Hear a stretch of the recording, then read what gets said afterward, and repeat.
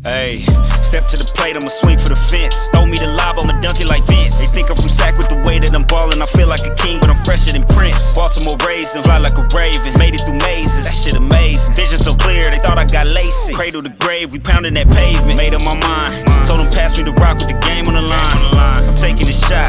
Shit, all of my life had to play from behind. And now they just watch, like, is he gon' stop? I tell them I can't.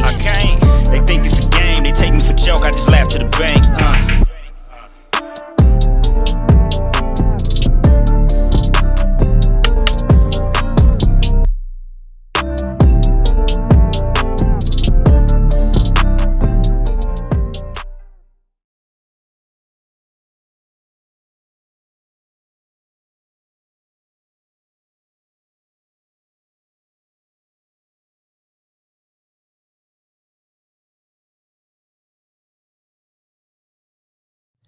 Hey everybody, welcome back to a when I say special, sometimes I gotta remove that. Let's say stupendous episode today.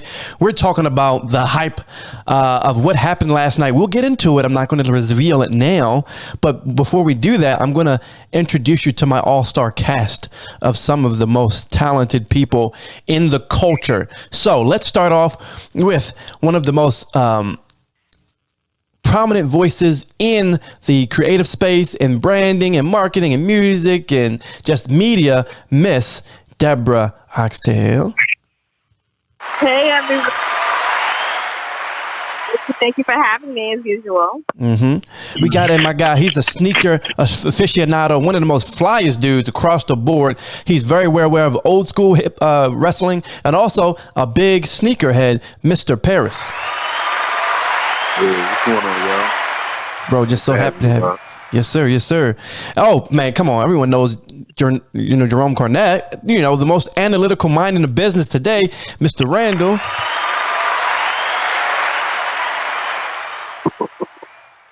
What's up, everybody? And we got one of the multi-talented men on 2 feet from the the surrounding areas of the six, Mr. Eloquent.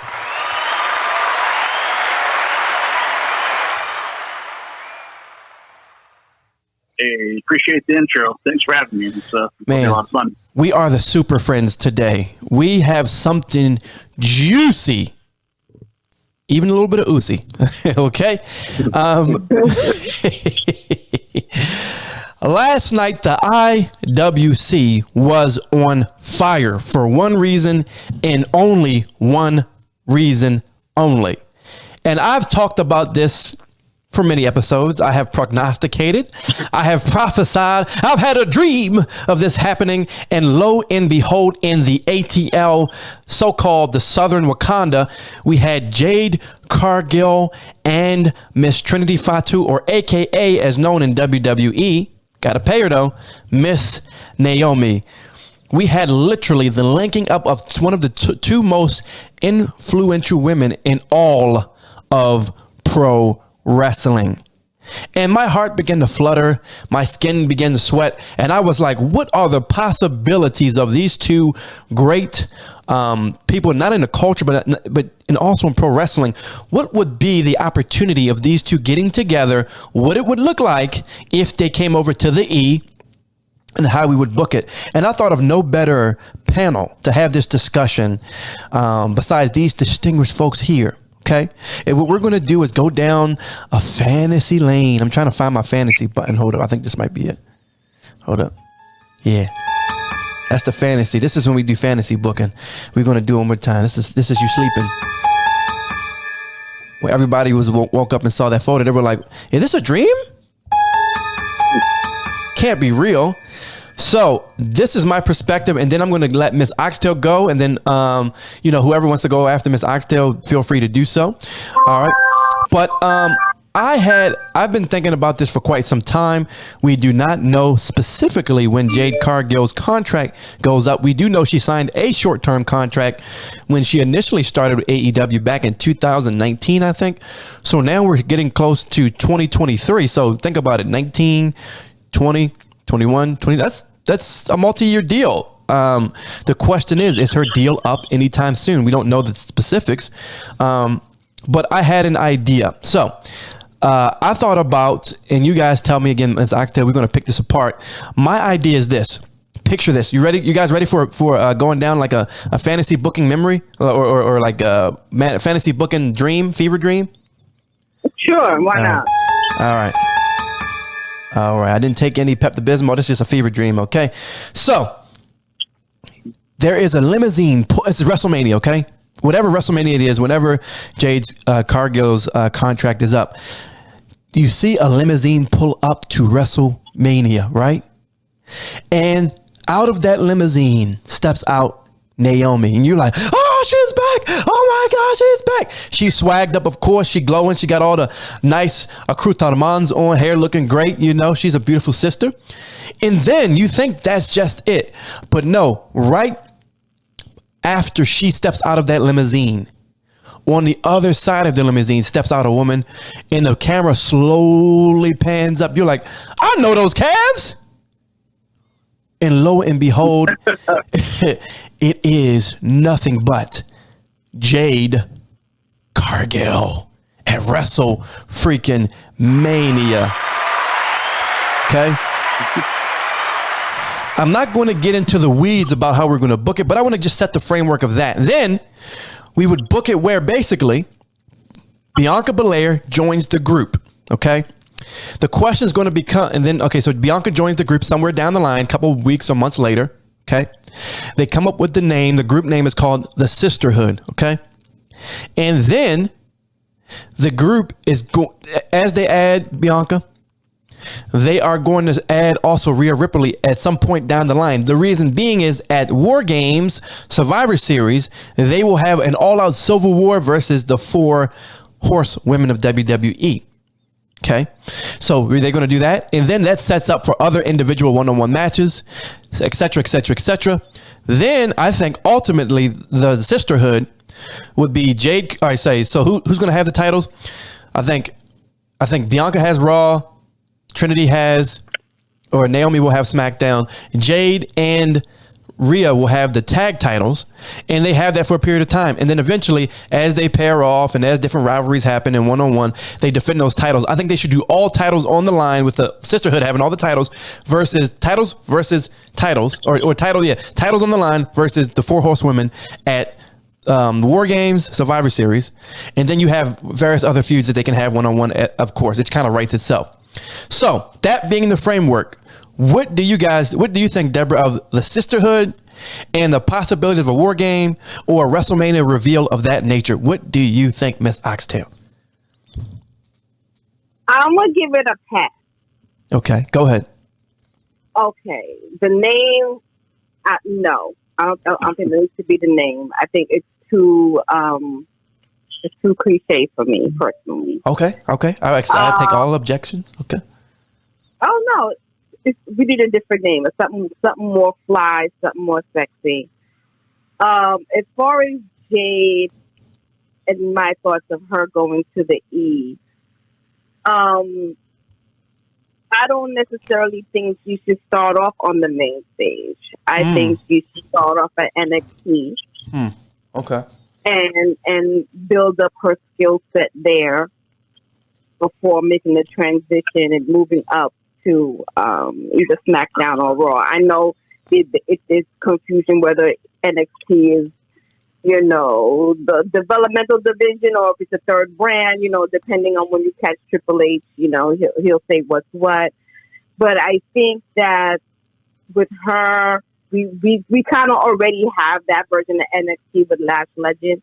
I don't know what's going on with her, but I think that I would definitely want her to start there, get her skill set up, get into some real, good squabbles, because the NXT women's division does have a strong women's division before I would move her up. That's just my opinion. Okay, cool. So you said go straight to NXT. My pushback would be on that, and then we'll hand it down to whoever wants to go next. My pushback would be this: when you have a person of that level, of that caliber, when you have the eyeballs, the IWC, you have all the marketing and everything at that point, the way that you're going to get the most value out of an asset of a Jade Cargill, personally, to me, would be to put her on the main stage. Now, the way you protect her is that you put her in tag matches, right? As she continues to work on her skill set, she's using the PC, etc., right? She's doing tag matches. She's protected that way. And then eventually, and she, you know, she just be a great look, and she can be the muscle, and she can do the things that she's really good at doing now within the tag team. So she doesn't have to be exposed on the one-on-one consistently, right? Because you have most eyeballs, you have most of the focus, you have most of the focus of everybody, you have most of the hype, you're going to get most of your branding and TV dollars out of it that way, and you can protect her, in my personal opinion. So I appreciate your feedback on that. Maybe we gotta, as we're thinking throughout this. Well, let me speak on that. Okay, right? go ahead.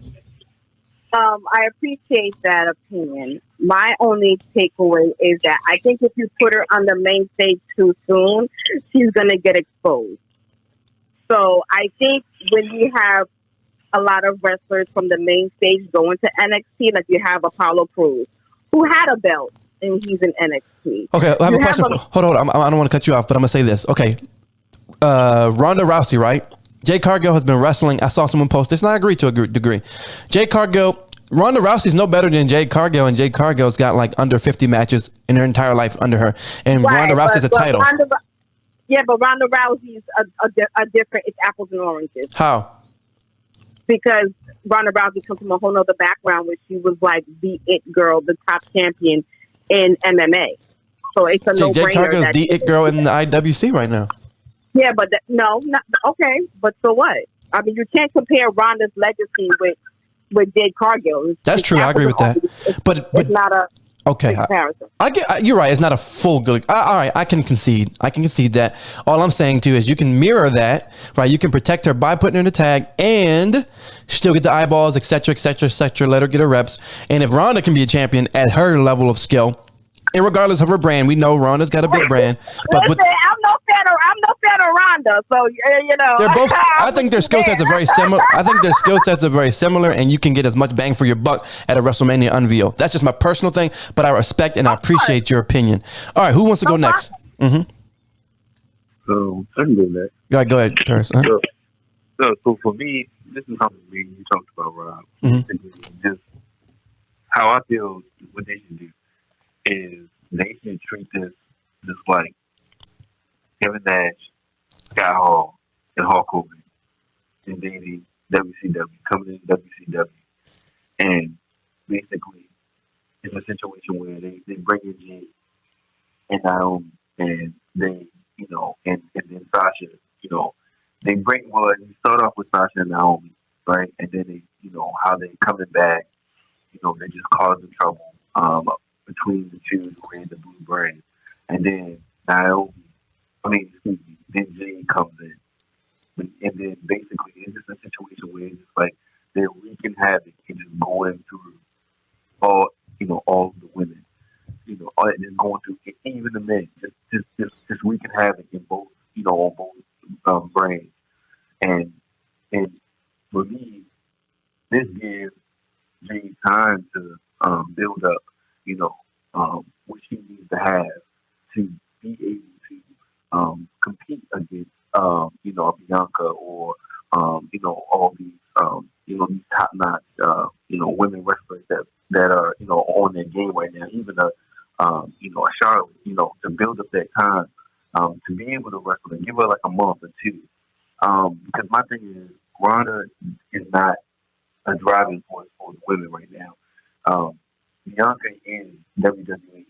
She is Miss WWE.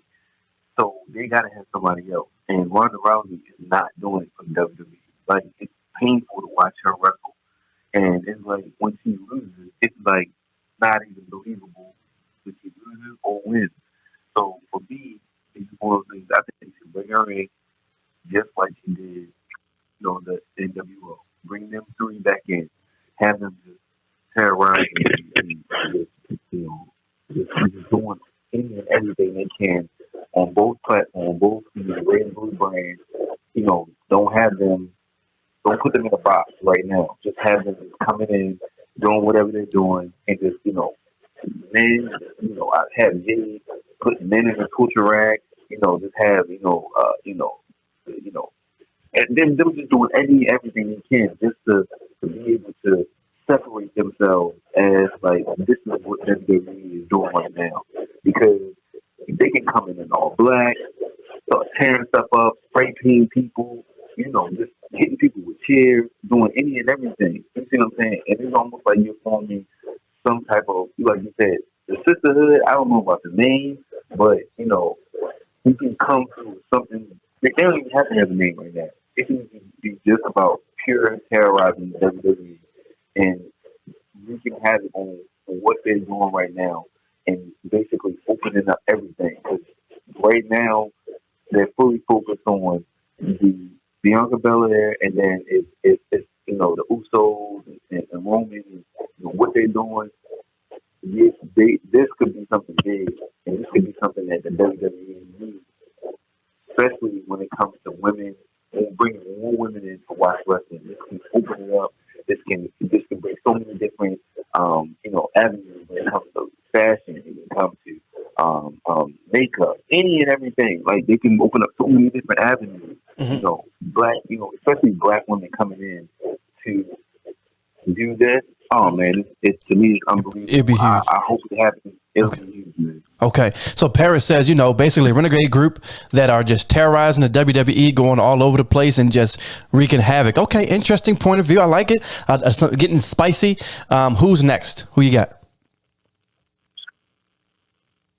I mean, I'll drop my 2 cents. Go ahead, Eloquent. Yeah, so definitely very interesting ideas, for sure. Personally, well, I guess to bring it up first and foremost, if she does make the jump to the E, she absolutely should bypass NXT. Mm-hmm. I feel like she's way, way too big for that brand. That would be akin to, like if Hangman Page ever went over to WWE. I never want to see him on that NXT brand, but and just from a business sense, I know that if Triple H ever had that opportunity, there's way more money on her on Monday or Fridays than Wednesday. Mm-hmm. And because say what you want about AEW in comparison to the E, but she basically already is on a main stage. Mm-hmm. And, but her matches are pretty good. Some better than others, but she's already mastered the character, and she's mastered just the promos and everything around maybe the bell-to-bell stuff. So and I think that she would work in a way where they would protect her and they wouldn't have her out there trying to do hurricanranas and stuff like that. Yeah. Gotcha. But in terms of bringing her in, I think one of the reasons why would you do it at WrestleMania? I enjoy her. What's up? Would you do it at WrestleMania? Where would you do it? How would you bring her in? Okay, so assuming that she's, hypothetically she's free right now and she can do whatever, I would have her, and we're in December now. I'd love to feature her on the show. I don't know if a surprise appearance or something like that on Mania is really in the cards, but yeah, get her on the show. So maybe she pulls up in the Rumble, mm-hmm. for instance. And then, which is the big crazy surprise, and then we can spend the next few weeks explaining to WWE's audience who she is and why she's a big deal, and they can talk about her athletic background, mm-hmm. and So Royal Rumble, okay. Okay, I like that. So so she's like a mystery entrant, like basically like maybe number 30. Would you say number 30? Maybe not 30, but somewhere from like 24 to 30. So somewhere late, where when she comes in, there's that very realistic possibility that she wins.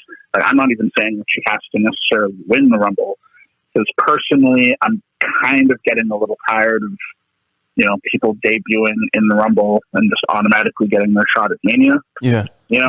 Let her get screwed over by, I don't know, Bailey or someone like that. Yeah. And that can be, sort of the way that they can sort of build feud. Mm-hmm. in terms of like factions and things like that, one of the things that I like the most about her, as far as how she's been in AEW, I like that sort of in the faction she's in, the baddies, that she's the clear number one head honcho there. Mm-hmm. You know, where you have Layla Gray and Red Velvet, and at the time Kiera Hogan, like they're clearly steps below them, and even just like looking at them, I mean, she towers over them. Mm-hmm. You know, I wouldn't really want her to start off in a faction with someone like Naomi or someone on that level. I kind of like her. Like if she's going to be in a faction, she needs to have like J&J security, like underlings under her. Okay. Let's pause for 1 second on the underlings part. I want to push back on that. Okay. All right. I like where you're going with that. I like that. Right. Here's my thing. Right. Just like we had the Hurt Business, just like we had Evolution, right? Just like we had D-Generation X. Yes, there was relatively clear lines of superiority, but the way you could work it, in my opinion, again, you could push back on this too, right? Is obviously Naomi has had the title. She's been great. She needs to be refreshed, just like Sheamus has been had needed a refreshing, right? He's part of the Brawling Brutes, right?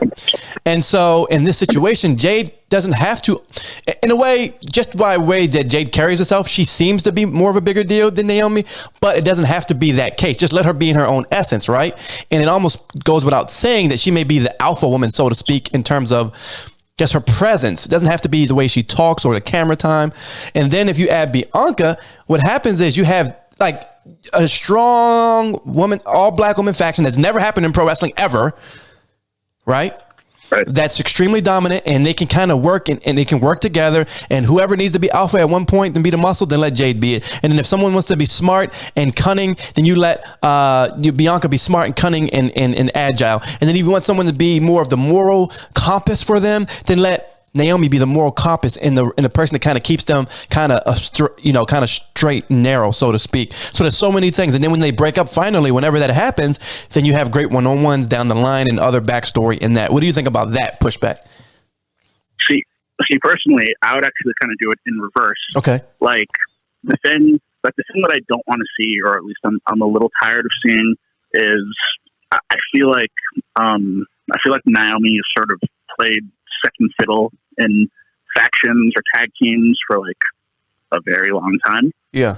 And that's no disrespect to whoever she was. Like, I mean, come on, like Sasha's the GOAT. I mean, she's probably like my favorite women's wrestler, but in my opinion, she was certainly the 1A of the crew.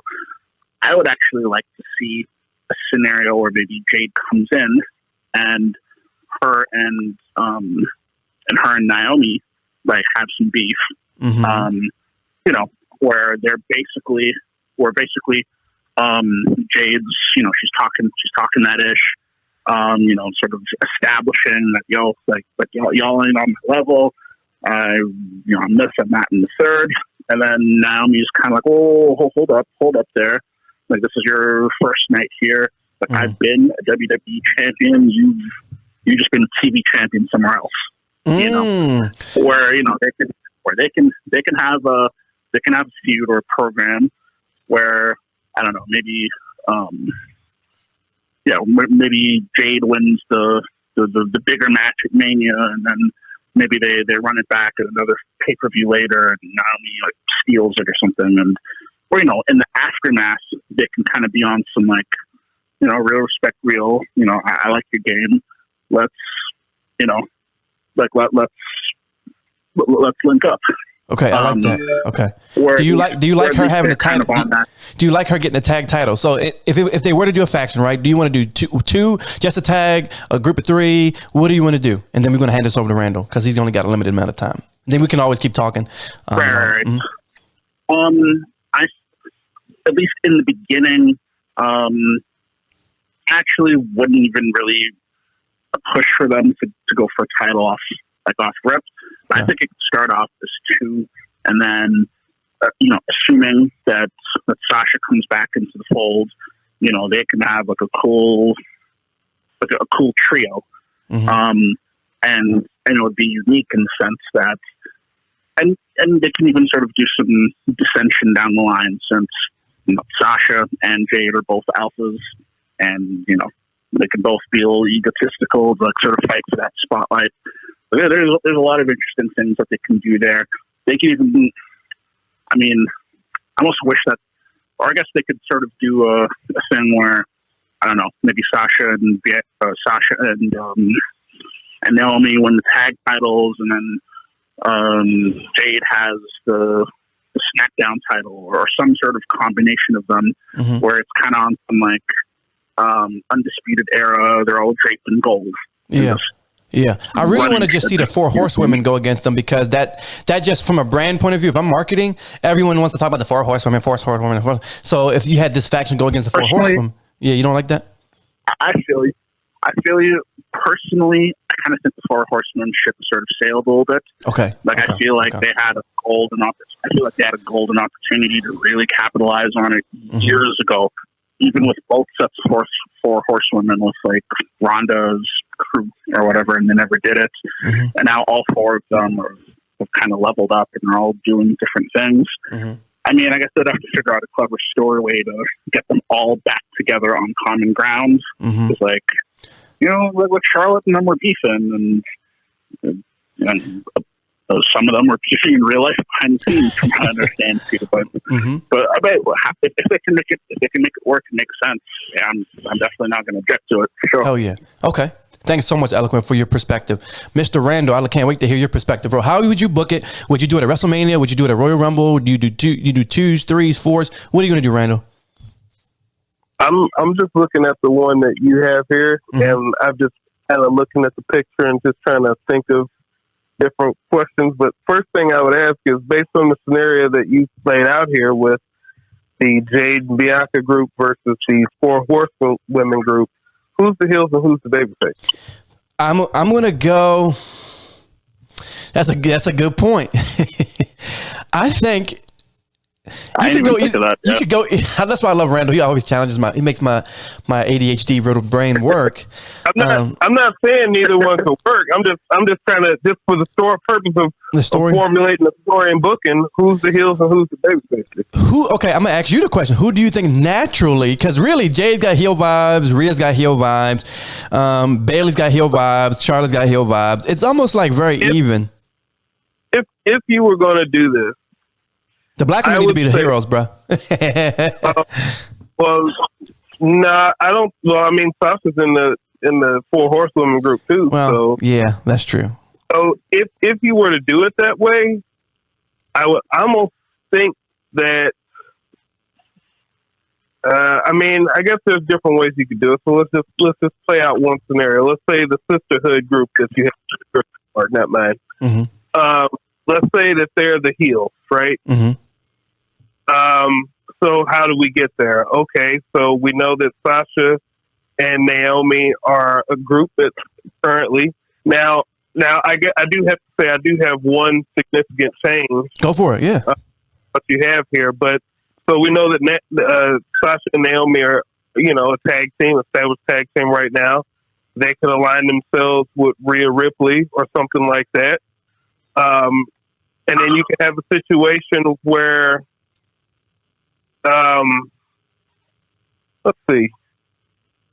Wait. Okay. Let's see. If the sisterhood are the heel, then you could have no. Let's do it the other way. Let's do it the other way first. Let's say it's the baby faces. So let's say that Naomi and Sasha tag team. They're with Rhea.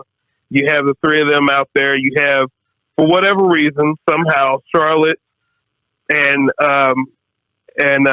Becky have decided to team up to go after the tag team titles. Let's say that's established. This all-star tag team that you never thought you'd see. And somehow Bailey gets dragged in there because she's still feuding with Bianca for whatever reason. So then, you have the 3 of them out there, and you have the 3 of them. So you have three of those of each of them out there. And then you have, they say something to Sasha like, you didn't come here with Naomi. You came back with Naomi, but remember who you started with. You started with us, or something like that. Yeah. And then as you go along, then next thing you know, it's now a 4-on-3 beatdown. Or 4-on-2 beatdown. They beat down Bianca and Naomi. Mm-hmm. They've left them laying. They wind up out for a few weeks, actually selling injuries. I know, what a concept. Mm-hmm.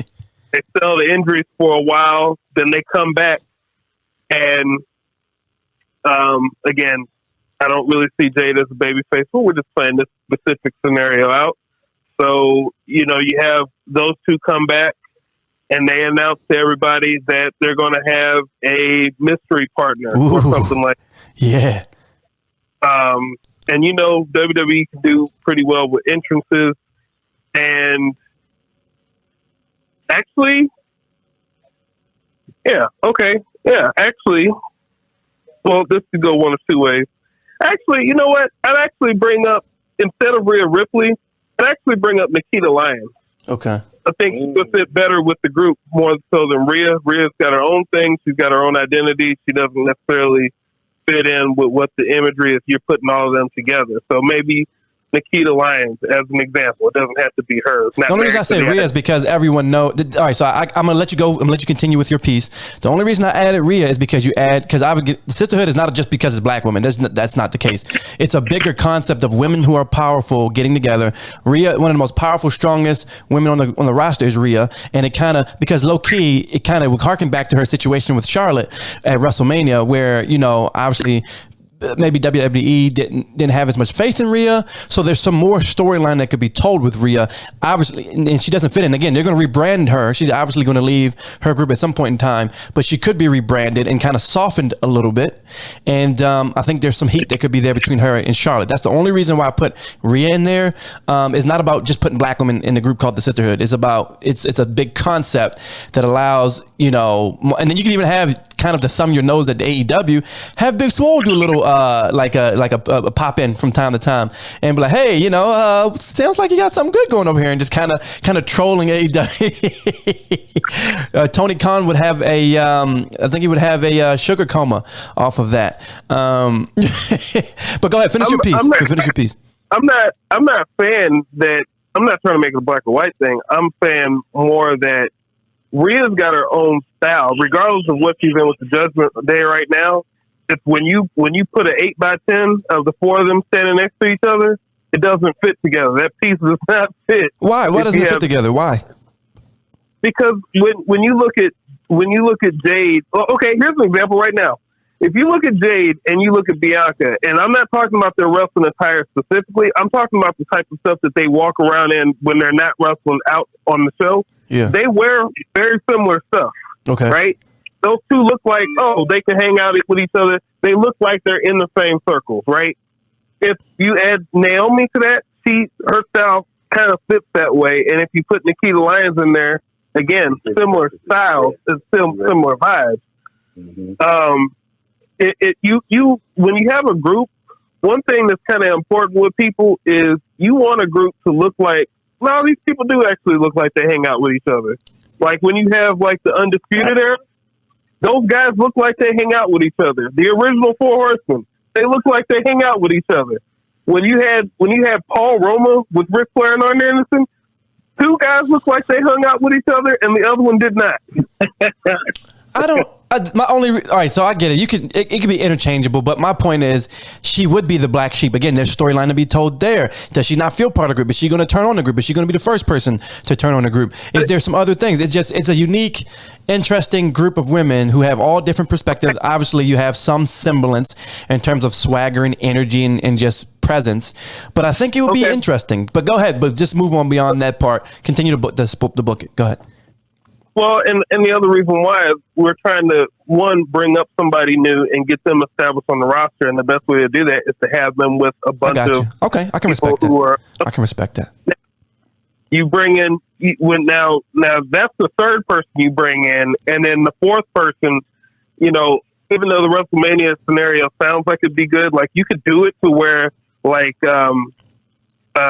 you could kind of do it in a situation where you're kind of teasing at WrestleMania or something like that, and then the Raw after WrestleMania would actually be the ideal time to do that to bring Jade in, but you don't want to carry over this story from WrestleMania. So if you're concluding this at like War Games as far as the big blow off between the groups. Like, you know, you would just kind of tease that she's coming, and then all of a sudden, you know, you have the big reveal. The thunder and everything, yeah. Yeah, you do something like that, and then you'd have all of them face off.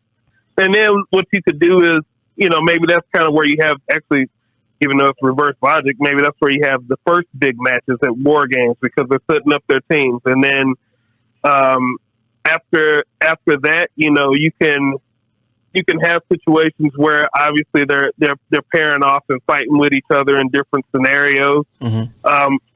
To address the concerns about Jade, by the way, there's a couple things. Just note what was talked about earlier. One, I wouldn't be against, before any of this happens, I wouldn't be against bringing Jade into NXT as long as NXT is framed as, hey, we're actually trying to compete here and we're not just trying to be, you know, developmental. We actually want to make this something that people want to watch and think of on a high level. If they were doing that and they're introducing not just Jade, but they're bringing in, you know, top names to NXT to build it up, that's fine. But the ideal situation would be, you know, one, you don't debut her until, like, let's say she were to leave AEW in January. Obviously, that's probably not the case. But let's say she were leaving AEW in January. You'd have her at the Performance Center until you require her to be there. Mm-hmm. So have her at the Performance Center training week in and week out. And maybe she doesn't need to come there till August. You know what I mean? Like, maybe she doesn't need to debut on a show until August. Maybe you have her, you know, do a house show or something like that here or there when you're getting close. But again, with a name like that, you want to debut her to everybody. Yeah. You don't even do that. You just have her at the Performance Center. She's training. August comes around or September comes around when they need to bring her up, and then, you know, they get ready. They do the debut. We know she has the character, but she doesn't even have to really do her character. Because another thing I was going to say is, one thing that is never a good idea that a lot of people usually repeat is they bring in somebody that you already know and they try to continue framing them like people were watching all the last weeks of somebody else's show. Don't do that. Tell a story. So she comes in, you know, she's a muscle person, right? She's obviously, you know, she's got power, she's got strength, and then you have her, you know, if they're the baby faces, you have her out there, you know, basically being the person who's like stopping them from doing stuff and showing off her power and stuff like that. And then over time, over the next year or so, you know, you kind of show that, well, you know, she's not just the muscle. You start to show a little bit of the personality. Then you really start to see who this person really is and in the way that she acts and carries herself. She doesn't necessarily have to come in being the Jade that she is now. You transform that over time so the audience can see this progression, so they can be like, wow, I didn't actually see her doing that. Even though, again, there's people that watch AEW, but clearly not as many people who are already watching Raw and SmackDown. So, you know, just have people go along with the ride instead of just establishing her as, well, you already know who she is, right? Yeah, not like, do it that way. But I would say even if you do her entrance, which I hope she owns, you can kind of change it just a little bit. Like, it still has the same basic stuff, the thunder and everything else. Add a little bit more oomph, or kind of take something out, or add something on, so it kind of puts a new spin on it in one way. Okay, so you're saying maybe you don't maybe you don't do that until she, like, again, if in this scenario that we're playing out, they're baby faces to start out with. Mm-hmm. Maybe you don't do that in the beginning. Do that at the point where she's reached her apex of she's turned heel, and now she comes out with her, you know, entrance that she has now, because we're establishing her personality and she's the alpha of these ladies, and you know. Okay. Let's flip it now. So let's flip it real quick because we running along on your side of it, and now they're heels now. So you flip it to the heel. So what would you do if they're heels? If they're heels, you would have, again, I don't know why Bianca would be a heel, but you know, you just reverse the scenario and you have Bianca and Naomi jump Sasha for whatever. You're the reason we always get kicked out of here. Something like that. I don't know. Okay. But you know, you have them jump them, and you know, then you may have Nikita Lyons or something like that come in there, and now it's a 3-on-1 beatdown, and who's going to come save Sasha? She doesn't have many friends, and then all of a sudden, you know, the people who she came in with, they're always family. You know, we've always had our differences. We always do stuff, but we always come back together, and we're going to kick some ass at the War Game, something like that. Okay, I like that. One quick question, not to cut you off, but just imagine her coming in, Jade coming in, and it's a situation where. Hey, if you could do me a favor, Paris, are you on speakerphone, bro? Yeah. No, I'm not. All right, put your mouth all the way on your phone as if you kissing it, bro, because you sound like you in Alaska, brother. Can you hear me now? Yeah, you sound good. I know you got a lot of beard, so you might be cutting through that. Yeah. But go ahead. Yeah, but imagine her just coming in on a situation that's just like Sky Hall, like, you know why I'm here type of vibe. You get what I'm saying?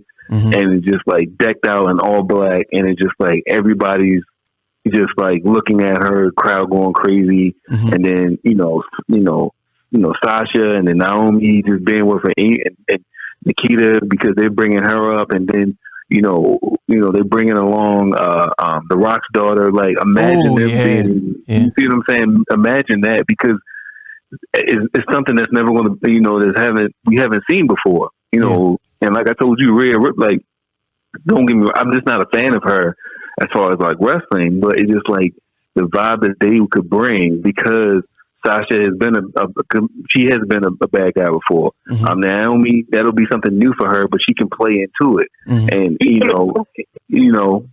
Okay, all right. So let's pause. So I appreciate you, Paris. I got you. So let's do this.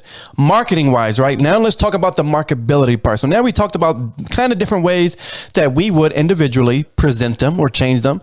We could either do a surprise. We could do it very on the nose. We could do it at WrestleMania. We could do it at Royal Rumble. So many cool ideas that we have shared in this conversation. Now let's talk about marketing, right? If you were Triple H, on a scale of 1 to 10, how important, whenever Jade Cargill's contract is, I'm going to hand it over to Miss Oxtail. On a scale of 1 to 10, right? Whether that's NXT or WWE, let's just say the brand of WWE. How high on the priority list would she be? You have to get her on a scale of 1 to 10, Miss Oxtail. I would take 8. Okay. I think I would put it up as an 8. I think one of the blessings of her being at AEW is that the spotlight is really on her. Yeah. More than anyone on there. Like, more than, the other champions, Thunder Rosa, Britt Baker, all that. She's fly, she's sexy, she got the gift of the gab, she could talk her shit and back it up. So I think for her, that would be a big catch. Mm-hmm. And they should definitely, I would say an 8. I love that. Okay.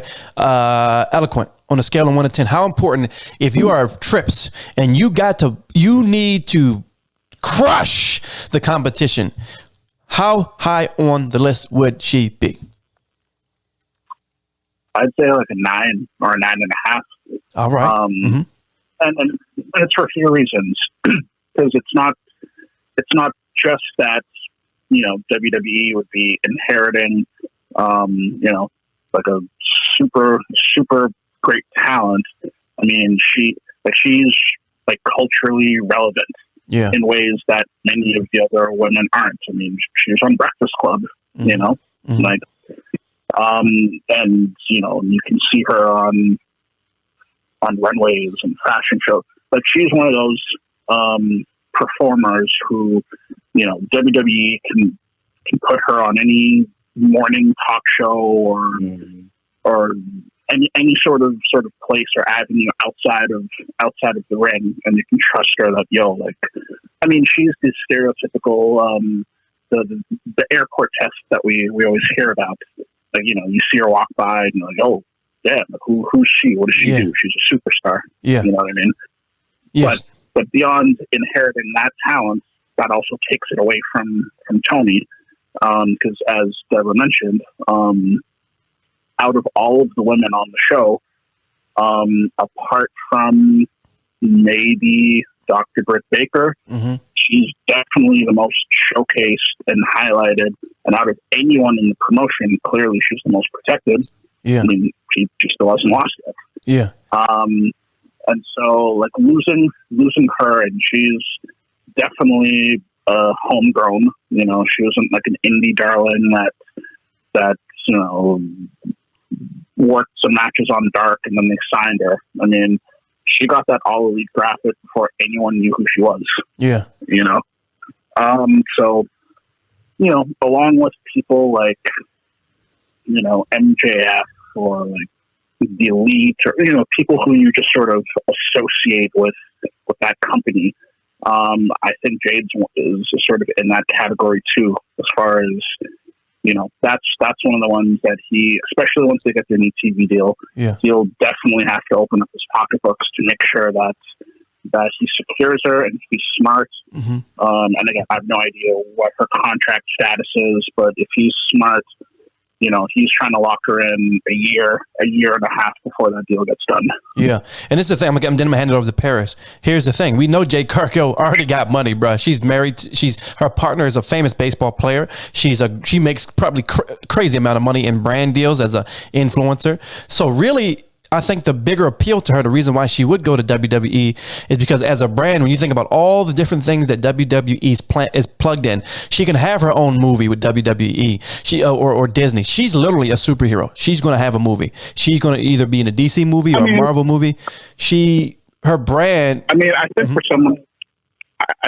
someone like her, I mean, you know, I think that'll be well, I mean, I can't speak for her, but I think that'll be a decision that she really has to seriously think about because, you know, there's advantages certainly from the lighter schedule and the more freedom to do stuff outside of the company. You know, like those are things that I know that she really loves and appreciates. And, you know, I know that she really appreciates that, you know, she has like freedom and flexibility and told me like believe in her when no one knew who she was.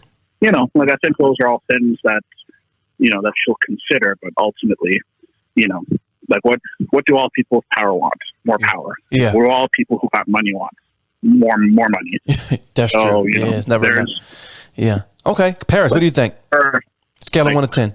Thanks. There are NBA players and athletes out there. I'm sorry. What did you say, Eloquent? I didn't catch the last bit. Yeah. Oh, I was just going to say that there's sports athletes like football players or NBA players making $40, $50 million a year, but you know that next contract comes around, you know they're angling for more. That's you know, true. like there's never like you can never have too much money. So that's true. I don't know.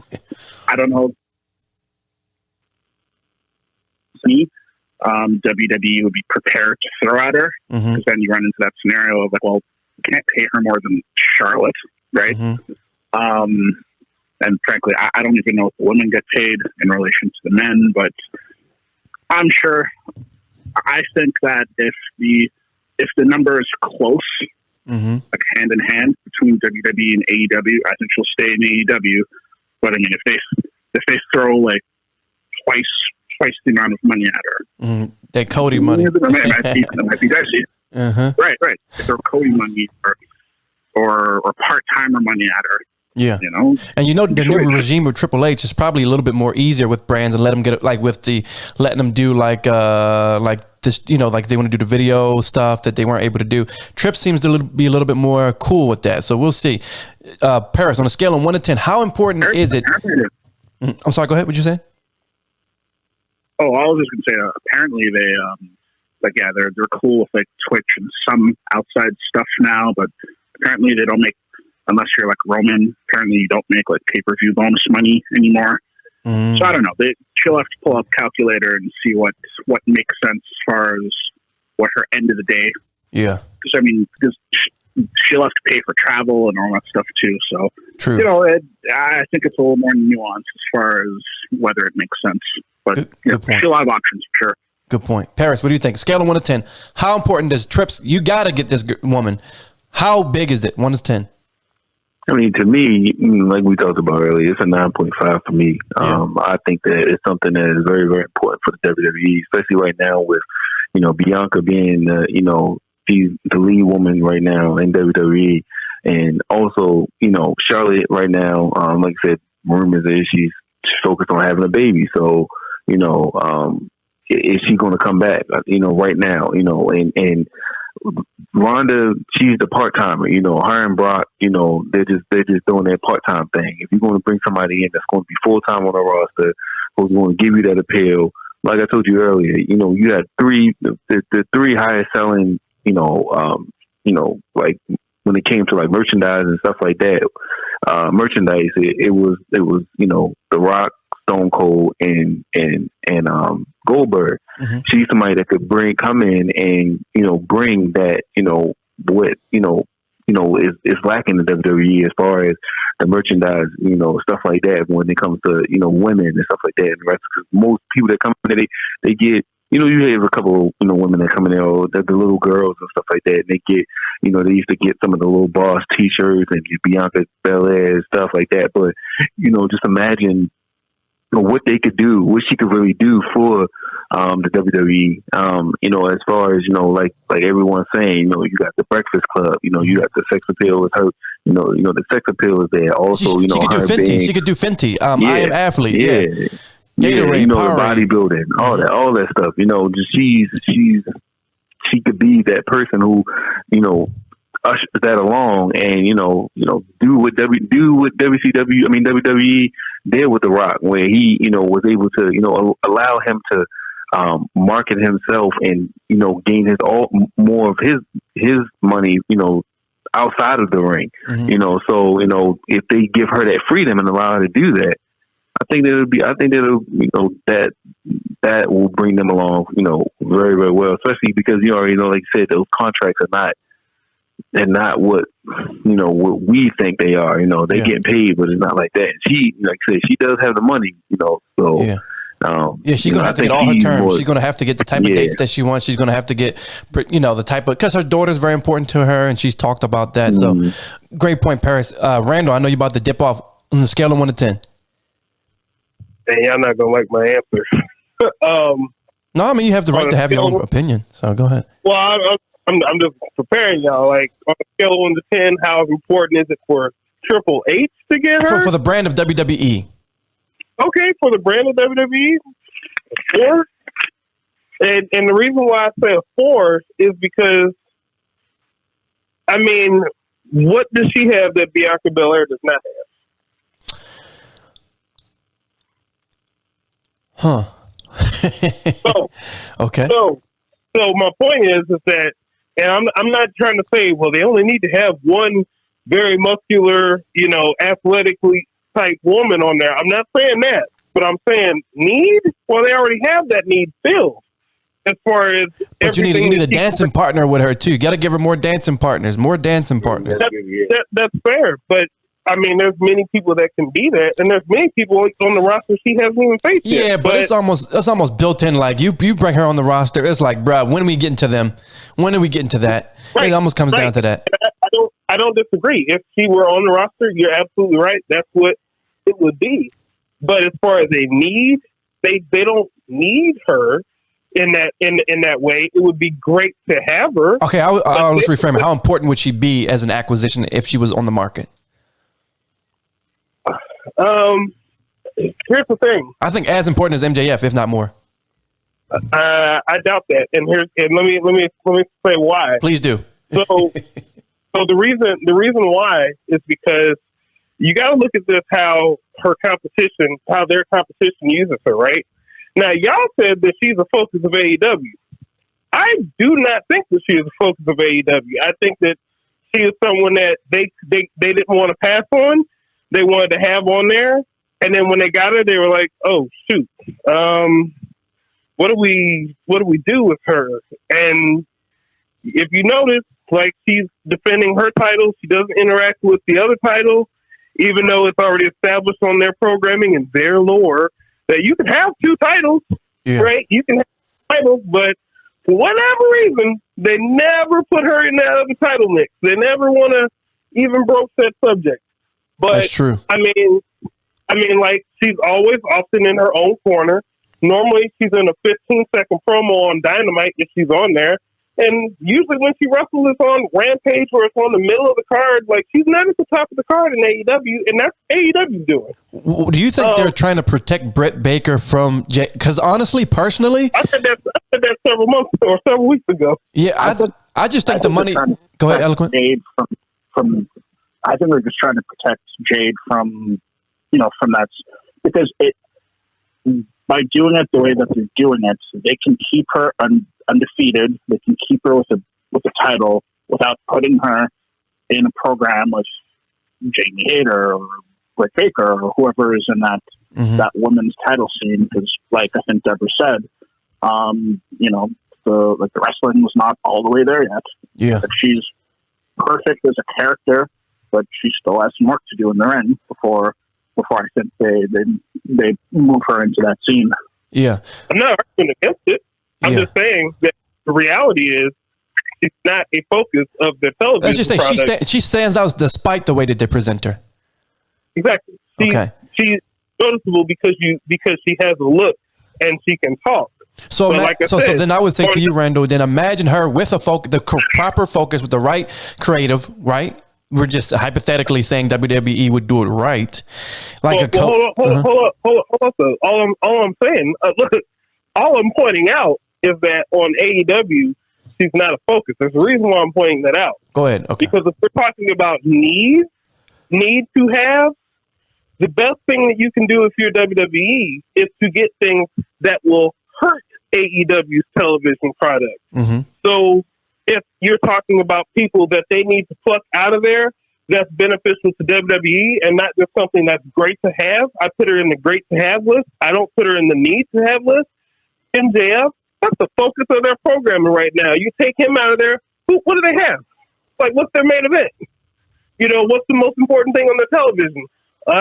What are they going to give us Moxley for a 23rd time? Like, that's what I'm saying. Like, you take MJF out, you're taking what do they call it? A pillar out of there, right? I think if you took a Britt Baker, you're hurting what they think is important.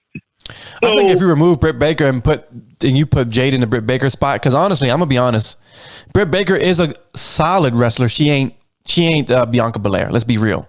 Okay, so in the drop off from Britt Baker to Jade, I would say it's steep. It is a drop off, but it's not that. But from presentation and just wow factor, I think Jade has way more wow factor naturally than anything that the DMD could do. Now, understood. Yeah, but all I'm getting at is, if you want to hurt your competition, you take what's important to your competition. True. But I'm saying, if you remove Jade right now, wouldn't it take away from the show? No. Yes, I think it would. It would. It'd be huge.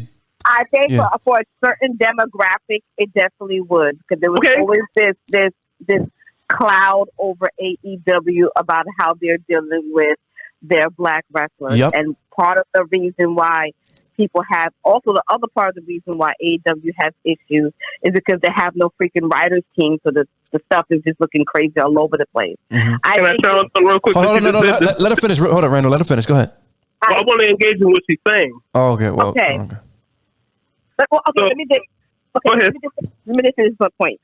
But I think that if the kryptonite with AEW is the writing and the fact that there isn't, I think that if WWE were able to acquire Jade and give her a real great storyline, I think that would put a dent in AEW, because it'd be so obvious about this is why you need a writing team. This is why your shit failed, because we have a mark that's the booker and the writer and everything else. Because she's doing good despite the bad booking. So we already agreed that she's doing good despite the bad booking. So imagine her with the right booking. It's almost like a dead slap in the face. That's what I'm saying. Oh, I hear that and I understand that. All I'm trying to say, though, is that if you take Jade off of their TV, in a way, and I know this sounds backwards, but in a way, you've almost taken a burden off of AEW, because they don't know what to do with her, and they don't have rights for her. They don't have stories. They have her, and they have the baddies that kind of trot around behind her, but they don't really have a story for her. So if you and here's the thing, she's got this title that she's had, and I pointed out on the last show, look, they need to figure out a way to get it off of her in a good way. They also need to do it before any type of injury happens based on the track record with injuries. But I don't think they have a good way to get that belt off of her, because who's going to take that belt off of her that's going to be satisfying? So let's say that Willow. So let's say that. Hold on, let's not avoid that. Attacked is the point. He said he attacked you with a Willow, and you attacked him with a Jade. Go ahead, Randall. Answer that first. Hold up, bro. He said Willow, man. He's an AEW. He's an AEW loyalist. Go ahead. Oh, okay. So what's Willow's record against Jade Cargill right now? 0-2. That's exactly 0-3, if I'm not mistaken. They've had her lose 2 or 3 times. I think you're right. 0-3. Right. So you going to run it back for the 4th time's the charm? Like, how's that? I mean, again, I get some people are liking her and everything like that, but is that really a satisfying ending? Like, would it be a satisfying ending if Sergeant Buddy Lee Parker would have beat Goldberg after he faced him the 5th or 6th time? I'm just saying, if that was the case, then they shouldn't have had her face her 3 times and lose. The only satisfying person, honestly, is Chris Statlander when she comes back healthy at this point. And then Willow can get it sometime they line. But they already were positioning Chris Statlander to get the title. So Chris Statlander comes back within the next 2-3 months, hopefully. Then that would be the only satisfying person at this point, in my personal opinion. I thought they were going to do something with our sister. What is it? Name change. Athena. I thought they were going to do something with Athena, but they kind of, again, shiny toy, and she's on dark. So, yeah. All I've been getting at, though. Hey, Athena's doing some great shit, though. She is. No. I'm not saying. Hold on. No, I'm not yet. She's doing wonderful stuff. But the fact is, she should be on TV every week. Period. But going back to Jade, though. Yeah. They don't like. I seriously do not think that they want to have her there, but they don't have an actual plan of what they want to do with her. I would just drop. She loses to Chris, then she goes against DMD for the title. She takes the title off DMD. All the marks die that night in a pool of their own sweat and tears. And there you go. But wait, okay. So I think it's our plan. I think we're just waiting for her to, I guess, get fully caught up in the ring. I mean, listen, I don't. I got you. I hear that. So I hear that. All I was saying, though, is that if Jay went to WWE, it doesn't hurt them, because right now, okay, if I'll even take the point that you're saying, if they were waiting to do something with her when she gets caught up in the ring, but for right now, they haven't done anything with her that would, if you took her out, it doesn't take up a significant amount of their TV time. It doesn't affect any main storylines if you take her out. If you take MJF out, it affects real storylines. Here's my thing, though. I'm thinking about it like a sport, right? Let's just use a football as an example. You lose your starting quarterback. You got a good backup quarterback, or whatever the case may be. Of all the assets that AEW has now in the bidding war of 2024, right? MJF would be probably asset number 1 if he's available, right? And then personally, I would say Jade would be number 2. Of all the assets that would be available from a brand, from across the board, from all the things that WWE as an organization, as you know, what they look for specifically that fits their brand, you're going to take MJF at number 1, and I think Jade will be right number 2. And who else? If it isn't Jade, who will be another asset that would be a big deal to WWE to take? I'm just giving from a strategy standpoint. If you were going to look at the women's roster on AEW and say, if you're WWE and say, all right, you can pick one of these people, and it's going to affect AEW, the person I'm taking off of there, whether they are a big star or as big a star or not, the person I take off their television would be Britt Baker. Yeah, I think she would get lost in the sauce of WWE. I don't know if she would be that big of a deal personally. I didn't say. I already said. I didn't say she'd be that big of a deal, but it would hurt AEW more. It would in terms of like it would hurt them in terms of like, yeah, we know that's their girl, so I get it. But do you think, okay, who do you think would do better in WWE system, a Britt Baker or Jade Cargill in WWE system? I mean, Jade has Jade. We talked about this a few weeks ago, where I said Jade has the look. Just like I said, Wardlow has the look, right? Out of everybody, if we're just talking men, I'd pick Wardlow to be the second pick. Now, that's not saying I pick him over Jade necessarily, but those two have the look where that would turn the heads in the airport and make people talk and actually take wrestling seriously, right? So, yeah, would be excellent for that. But I'm just making the point that taking her away from AEW doesn't necessarily hurt them, which is why it's not necessarily a need. I would take what would hurt AEW more so than what I necessarily need, because they got people on there. All right, so I would say 50 on a scale of 1 to 10. I'd say 50 because branding, she does good despite the bad booking at AEW. She does good despite the lack of camera time. You give her like with Cody prior to his injury. I think honestly in the top 5 matches of the year, they might put Cody when he had that torn pec in the cage match as one of the greatest matches of 2022. Okay, so they give her that type of Cody push prior to the injury, and you give her the things that she deserves, all the tools necessary with all of the production values and everything else. Man, she's a freak. She's the next coming to China, bruh. And bigger than China. Well, can I point out one other thing real quick? And I know I've been saying a lot. Go ahead. The thing to consider with Jade is that in AEW, she looks monstrous compared to the rest of them, right? Yep. That's not necessarily going to be the case if she comes to WWE. Yeah, she's still way taller. No, she's still way taller than Bianca by like 4 or 5 inches, sir. Well, wait. But as far as their body, it's not like Bianca can't compete in that area. She just competed this past week. That's true, but she's still shorter though. She's still small stature. That's all I'm saying. I understand, but then when you factor in Charlotte, you factor in Rhea Ripley. Yeah, and you want to see that. You want to see 2 Amazonian women throwing hands, and it's perfect. All I'm saying though is that's one of the things that makes her stand out in AEW is the fact that she is bigger, stronger than everybody else that's around her. That's one thing that's lost when she goes to WWE. So then there's the story where people are like, can she really hang with a Charlotte? Can she really go with a Rhea Ripley because of the physicality? So there's even more intrigue. Like, yo, okay, she big over there, but like, what's really good? That only applies to people who are already watching AEW and follow it like that. There's not necessarily it's not like it's a crossover. It's not a big crossover, but I'll say most people who watch wrestling on a weekly basis knows who Jade Cargill is. Most people who watch wrestling, and I watch WWE just as much as I watch AEW. And first of all, hold up, I was all AEW, didn't watch no WWE. Like 2.5, 3. I wasn't watching it as much as I should. I was all into AEW, like, oh, Vince McMahon is this or that, and the way to book it. I was so into the Kool-Aid. Now I'm like, I like them both. I don't care. Like it doesn't matter. Like, it's interchangeable. I'm not trying to make the argument about one being better than the other. I'm just saying that if you just go back to what I said is. She mostly wrestles on Rampage more so than Dynamite. If she is on Dynamite, it's a quick match. I don't think that everybody follows her matches again. She's not a focus of the show where it's like, oh, I have to see what happens. Again, I don't if know, you bro. already like her, you already like her. Okay, I got you.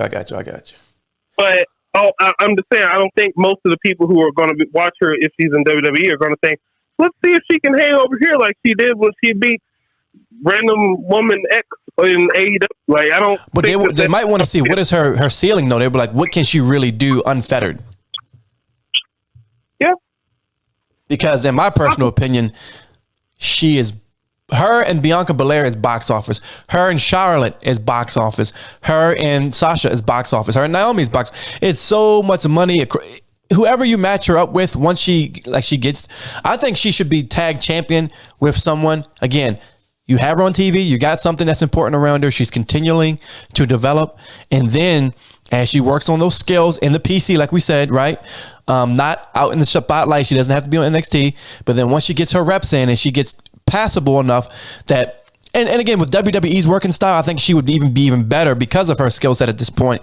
Because AEW, we all know is breakneck speed, and they want to do everything and anything. And I think with the type of storytelling physically that WWE shows in the ring, I think she'd be able to hang without a question with a little bit of, maybe 6-12 months in that system. I think she'd be great. Well, they have house shows too, which is something else that's kind of an advantage for her getting better in the ring. True. My thing is, once you debut her, then do house shows, but don't house show then debut. Yeah, she got to be one of the biggest secrets. Well, okay, so everything all said and done, you guys are all in on I want to get everyone's thoughts. We can say it together or individually. I'm all in on. I think it's 100% chance that she goes to WWE, and I'm excited about when she happens. I'm all in on that happening. Miss Oxtail, what do you think? Are you all in, and are you excited? I think she's staying at AW. Okay. Because I think she's a bigger fish there than she would be at WWE. And I think Tony will match whatever money that WWE will throw at her. Okay. All right. Paris? I think that I think that she's going to come over. I think that she's going to come over. I should probably say if they don't try to buy her contract out, which shouldn't be much, I see that she's going to try. I mean, I do see Tony trying to persuade her to stay, but I think it's just too much. The WWE is just right now Triple H is going to do anything he can, and especially to try to get her over. Oh yeah, and she got a recruiting team. You know that Trinity going to recruit her in some way. There's some recruiting going on. There's some LeBron Jamesism going on there. What do you think, Eloquent? Are you all in? And do you think she goes with AEW, stays with AEW, or goes to the E? Well, first off, I don't know about recruiting from Naomi. Naomi herself isn't even back in the E yet. So maybe that domino has to drop first. Okay. But as far as is it possible that she goes to WWE? Yeah, 100%. Mm-hmm. Do I think she will? Personally, I don't. I think she'll stay. Now, if she does end up jumping ship, I'm not going to be surprised about it at all. But I think that she just strikes me as someone who, is just very just grateful for the position that she's in, and I think that it means a lot to her that they took a chance on her, and they've protected her, they've put the title on her, and yeah, I forget who said it, but I think Deborah, she would definitely be a bigger fish in a smaller pond, and even though it is Val, I think Randall said, they do house shows, so she'll get more opportunities to work. I don't know if she really even wants to work more than she needs to. Yeah. I think she's very, very cool and happy, being, appearing in a segment or two, every week, maybe wrestling once every 2 weeks or so forth. And, I think she's very much happy with that for now. We'll see if the mentality changes later, but I don't think she has that mindset of, the type of wrestlers that we always sort of romanticize as, they're all desperate to be on top, and they're trying to work as much as humanly possible, and I think she's really cool, just kind of MJFing it. I want to work as little as possible and just maximize, when you see me, it's a special event. Okay. I feel like that's the lane that she would like to be in. All right. Randall, if you're still there, are you all, she's staying with WWE, AEW, or is she going to WWE? And are you all in on the idea of her coming over to the E? Oh, she's going to WWE, sure. But and the reason why is, we talked about that Breakfast Club interview in depth, but one of the things that stood out to me was when she talked about how, she was told, oh, you should go try this wrestling thing, and then she tried it, and then she liked it, and then she wanted to get better at it, and she wanted to become the best.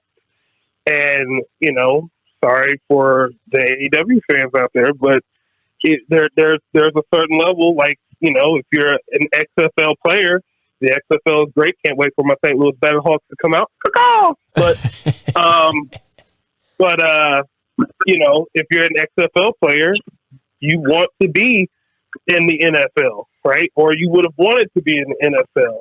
If she has an opportunity to go to WWE, especially with things have changed where she's not as restricted in the things that she can do, and They probably see her for what she is, and she did the smart thing, by the way, because she's gone and made her name outside of WWE. So you know what they won't do if she comes there now?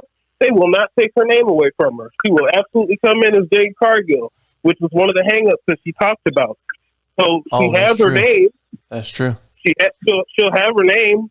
They just showed with Cody. Not only will you have your name, but if you have your music, we'll bring it too. We'll keep you. We'll do exactly what you want to do as far as your presentation. We'll just tell some different stories with a little bit more structure to it. But you know, I think that I don't know. Not everybody, not everyone is like, since Triple H came in. I mean, some people are still like getting new names and so forth. I don't know how they decide who gets to keep what and so forth. But Mia Yim is one. Io Sky. But she's still Mia Yim. They added Meacham on there so that they could have something to market, but she's still Mia Yim. They changed Io Shirai. They changed what? Io Shirai. But that was before that. Okay, yes, Triple H had started. That was definitely after Triple H. Well, wait a minute. Triple H started like a week or two before SummerSlam.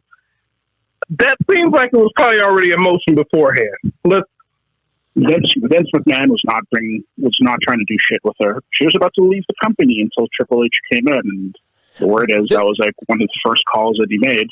Like, okay. But can I ask you a question? Do you look at Io Sky and Jade Cargill the same way?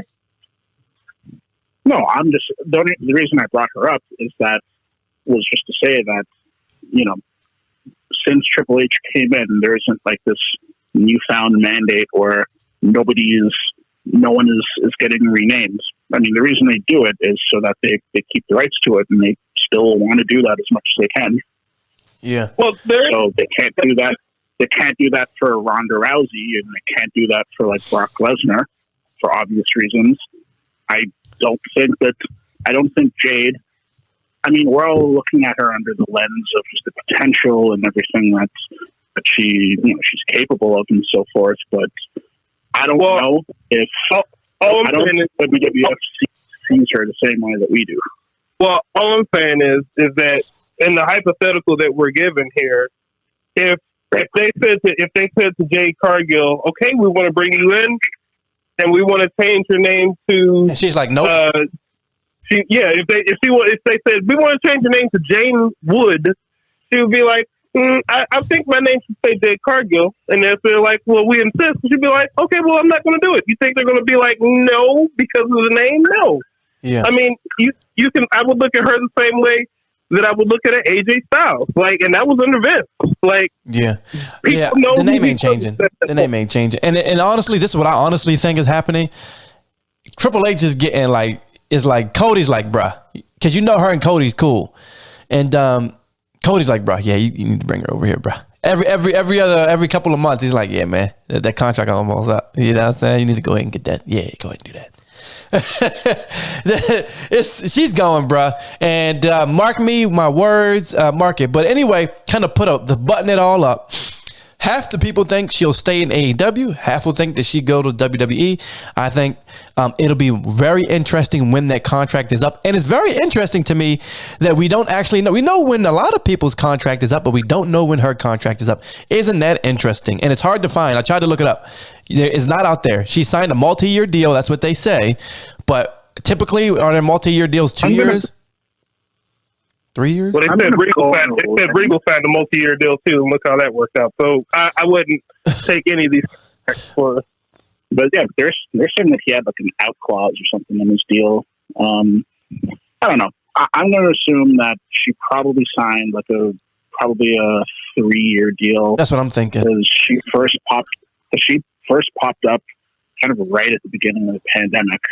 Yeah, she had that Shaq match like March or something like that. She's been on TV since 2019.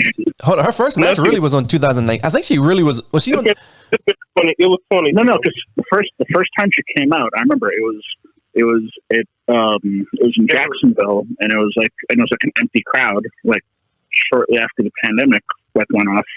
I'm pretty sure, I could be wrong about that, but I say all that to say. Well, when Shaq was there, it was crowds there. So let me see. I'm gonna look at Jade Cargill's debut. But go ahead. I'm sorry, Eloquent. What crowd there? Yeah, Shaq was there, and it was crowds. It was I feel crowd. like Her debut was okay. So it's March 2021. My bad. It was March 20. Cargill made her AEW debut back in March 2021 on Dynamite. Yeah, but that would have been she signed though, but she signed with them. She signed with them in 2020. So that's the part of it. But that's what I'm saying. Okay, that's what I'm saying. So she's effectively been All Elite for probably about 2 years, maybe a touch over 2 years. So if assuming that my 3-year guess is correct, I would imagine that the discussions and everything will start to get spicy maybe around midway through next year. Yeah. Unless Tony, and if he's smart, he's probably like, hey, we got this new TV deal that we're going to get re-upped. We'll probably get double the money that we're getting now. What? Let me lock you into this 4-year deal right quick. Who's getting double the money? Who? I'm saying if I'm Tony and I'm having that conversation with her, he at least what I'm thinking that he'd be thinking is that, okay, we're going to negotiate a new TV deal with Turner. I think that's supposed to be next year. Yeah. And just based on the ratings and everything, because they're getting like 40 something million a year now. And yeah, I can see them reasonably bumping that up to about 80, 85. It's not WWF. It's not. Hold up. Now wait a minute. We got to get into that. Why do you think that would be worth double? Why not? Well, here's one specific reason. When you look at the television properties, and one, look at the changes that's happened with Warner Media or whatever the company's called now, Discovery Warner. Like, they're not necessarily interested in spending a ton of money.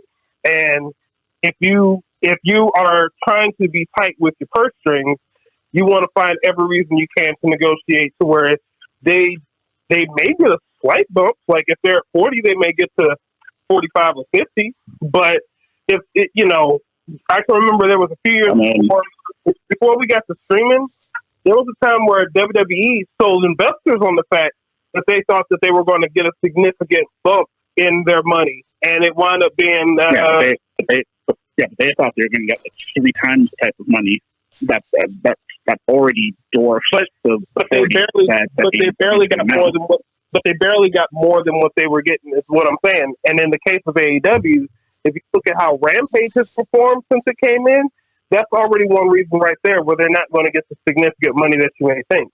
Because I disagree. Because at Rampage, because everyone always talks about Rampage is dead, yada yada yada. It's only doing 400 to 500,000.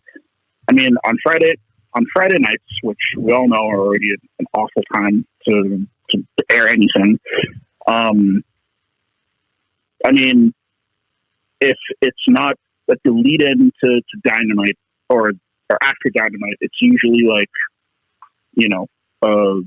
like some syndication movie from 15 years ago that no one's watching and that's only pulling in 50,000 people anyway. The amount that Turner is effectively paying for Rampage, it's virtually nothing. They're still getting a return on their investments. I believe that.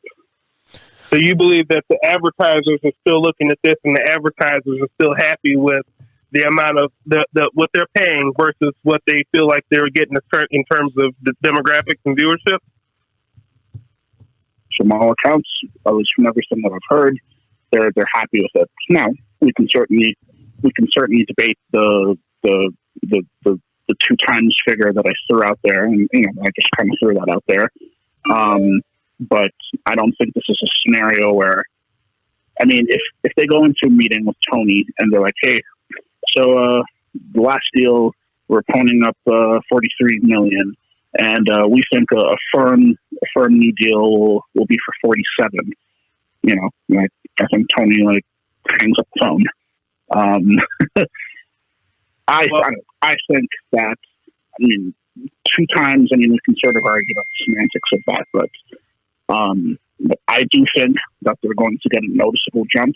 I mean, if it's 40 now, I think they're getting at least minimum 65 on the next. But again, I'm not a TV insider, so I could be wrong about that. I certainly would be shocked if I hear that they re-up and they basically re-up for the same amount. I would say that the 2 things that's significant is, one, as we talked about, the changes in leadership there. The other thing would be that if you look at a trend line of their ratings and how they've been, that, you know, they can talk about how many people have been there and what the average is, but that average is dipping every week, and that has a lot to do. You know, people don't like to hear this, but when they had CM Punk over the past year, that line went up, and you know it slowly went down. Not necessarily. Getting spicy. He was definitely good for business for a multitude of reasons, like from the actual quality of the show and so forth. But you know, he hit the first month or so when he was on the show, and it was very new and so forth. And they were doing 1.1, 1.2. By the way, they had a stretch throughout October where there were well over 1 million every week for like 5 weeks or so forth. Anyway, after the newness of him being there, there were still plenty of weeks where he was on the show, where he wrestled on the show, and they're still pulling in 900, 950, very much in line with what they're doing now. Now, year over year, at least according to Tony, take it with a grain of salt, but according to him, year over year, they're up like 9% or 10% or so forth.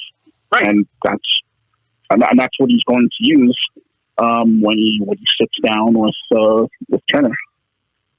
You're right. They were up, but my point is they're up, but a lot of that was over the period of time when he was there. So Punk was pretty much gone once we get to September. So once you look from September to now, and you look comparatively year over year, that's where you're going to have the problem. But like I said, after he was already gone, they did still have like a 6-week span where they're over 1 million. Yeah. So just to button it down, right? We think that her TV deal or Jade's deal probably is going to coincide when the re-up is. That's what I think. That probably makes sense. I would assume Tony, quite a bit of the roster is, and he's been trimming some people. If people haven't noticed, there's some people that are just no longer there. It's like a good portion of people actually, almost a couple dozens of folks that are no longer there over the last couple, and they've silently left and they've been let go. It's been pretty amiable overall, but I think for Jade, yeah, it's probably right around when the new TV deal happens. Right, because I think that, everyone always sort of talks about, AEW has such a bloated roster and there's 8,000 people, many of which weren't appearing on TV. But yeah, like you said, I mean, a lot of people were very quietly, but they didn't pick up the renewals for. A lot of the people that I think a lot of folks think are signed are really just on tier deals, meaning they only get paid like for the episodes that they show up for. And it was always like there was no way that everyone was going to stay afloat. So, Tony's challenge really is to go through the 90 wrestlers or however many 100 plus. And he has to decide which, 100 plus, but he has to decide which ones need to be locked down on 5-year deals or whatever. Yeah. Which ones he wants to just keep on like per appearance, and then which ones it's like, wish you the best. Hey, maybe in a few years, maybe we'll bring you back for something. The Mox has got. Didn't Mox get a 5-year just recently? What's that? Didn't John Moxley just get a 5-year? Yeah, Mox. Chris Jericho got 3. Got a 5-year. Yeah. I remember Scorpio Sky getting 5. Before he got hurt. Mm-hmm. So yeah, there's guys in there who are locked down long term. I mean, I'm sure There's other guys who are coming up, like FTR. Apparently, are coming up in like 4 or 5 months or something like that. I low key believe MJF is already resigned to an extension. I kind of, because if he keeps talking about 2024, then it ain't going to be no. MJF is not going to. I mean, the only way that possibly Tony would want to pay him more money is like, dude, you got to do another year or two. It's not. I just don't think he's going to be a free agent in 2024. I think he's just talking out of his butt right now, just for like an angle. But at this point, it's a joke. I think. What do you think, Randall? Well, oh, sorry. Oh, you good? I, you logically you would think that MJF has to be signed, but I don't necessarily have the confidence that that's necessarily true. So we'll see when we get there. Okay, good point. All right, so let's button it up. We're at 1 hour and 30 minutes, guys and gals and WWB Nation. It has been a pleasure to talk about the what ifs, what could be, and woulda, coulda, shoulda. We talked about it all today on the WWB podcast. This is the hype train.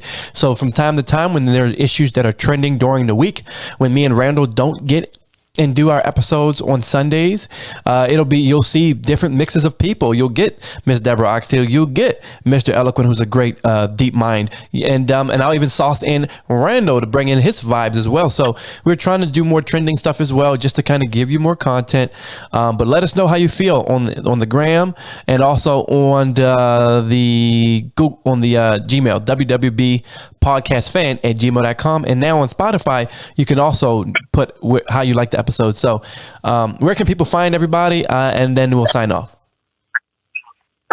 You can catch me on IG, Deborah